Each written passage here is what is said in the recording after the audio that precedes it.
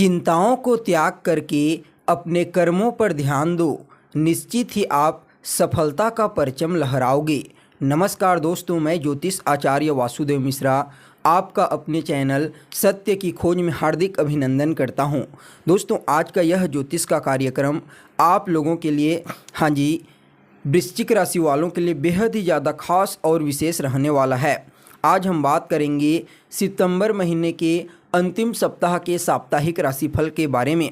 जी हाँ दोस्तों, 25 सितंबर से लेकर के 30 सितंबर तक का समय आप लोगों के लिए वृश्चिक राशि वालों के लिए कैसा रहेगा। सिर्फ कैसा रहेगा ही नहीं, बल्कि हर एक वह जानकारी जो आपके मन में प्रश्न के रूप में है। आपका स्वास्थ्य कैसा रहेगा, आपकी शिक्षा, आपका दाम्पत्य जीवन, वैवाहिक जीवन कैसा रहेगा, भाग्य, करियर, बिजनेस, व्यापार और फाइनेंस के दृष्टिकोण से यह जो अंतिम सप्ताह रहेगा आप लोगों के लिए किस प्रकार रहने वाला है, नवग्रह मिलकर के क्या परिणाम देने में सक्षम रहेंगे, हर एक जानकारी पूरे विस्तार के साथ आपको बताएंगे।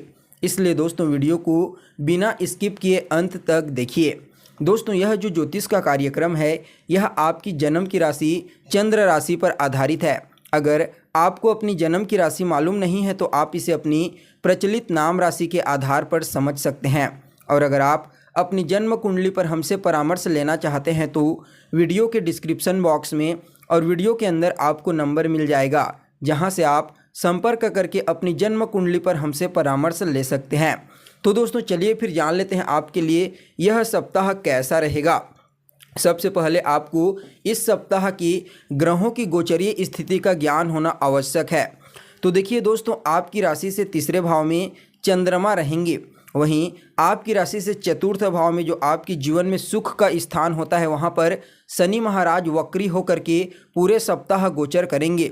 जबकि आपकी कुंडली के छठे स्थान में जो आपके जीवन में रोग, ऋण, शत्रु का होता है वहाँ पर देवगुरु बृहस्पति राहु से चांडाल दोष से ग्रसित होकर के पूरे सप्ताह गोचर करेंगे।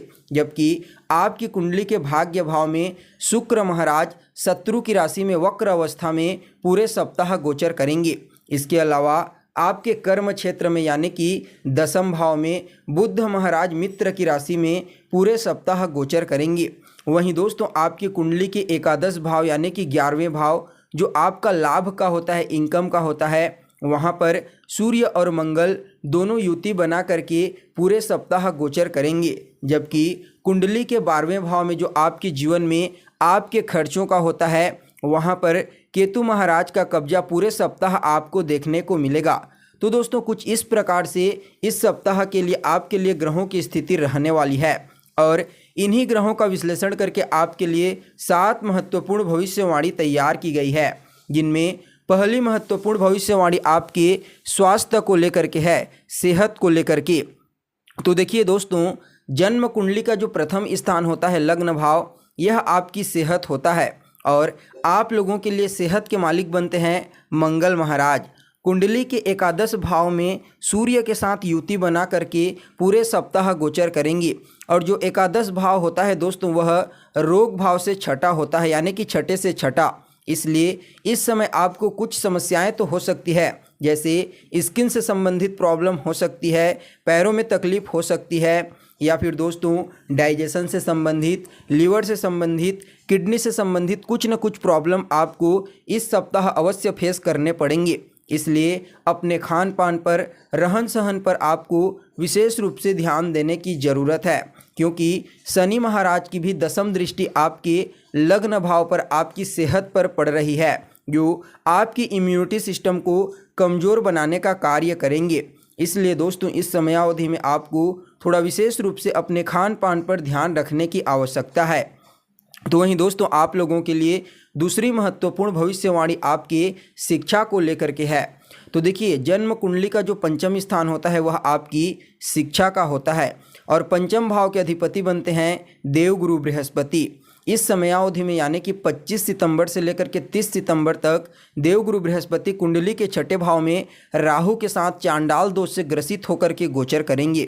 तो ऐसे में पंचम भाव के अधिपति तो यहाँ पर पीड़ित हो गए और देवगुरु बृहस्पति खुद ही ज्ञान के कारक होते हैं। लेकिन दोस्तों, यहाँ पर सूर्य और मंगल की सप्तम दृष्टि आपके पंचम भाव पर पड़ रही है, जिसकी वजह से यदि आप कोई एग्ज़ाम क्लियर करना चाहते हैं, कोई भी चीज़ आप शिक्षा से संबंधित नया करना चाहते हैं, एडमिशन लेना चाहते हैं या फिर कुछ और भी चीज़, तो सूर्य और मंगल की दृष्टि प्रभाव से आपको सफलता की प्राप्ति हो जाएगी। इसमें किसी भी प्रकार की कोई दो मत वाली बात नहीं है। लेकिन यहाँ पर आपका जो पंचम स्थान है वह पाप कर्तरी दोष से भी ग्रसित है, इसलिए शनि और राहु को शांत करने का उपाय आपको इस समय करते रहना चाहिए। तभी जाकर के पढ़ाई लिखाई में आपका मन लगेगा और जो एग्ज़ाम आप दिलाएंगे उसमें आपको विशेष रूप से सफलता की प्राप्ति होगी। तो वहीं दोस्तों आप लोगों के लिए तीसरी महत्वपूर्ण भविष्यवाणी आपके लव लाइफ को लेकर के है।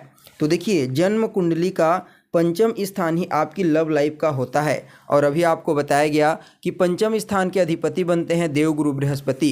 कुंडली के छठे भाव में चांडाल दोष से ग्रसित होकर के पूरे सप्ताह गोचर करेंगे और पंचम भाव में सूर्य और मंगल की विच्छेदात्मक दृष्टि पड़ेगी।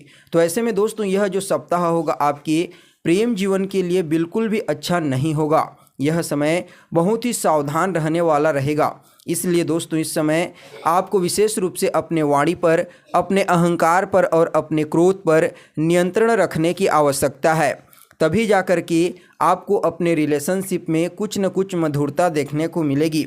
अन्यथा मंगल और सूर्य की सप्तम दृष्टि आपके रिलेशनशिप में विच्छेद करने का कार्य कर सकते हैं। इसलिए दोस्तों इस समयावधि में आपको बातचीत करते समय अपनी वाणी पर, अपने अहंकार पर विशेष रूप से नियंत्रण रखने की आवश्यकता है।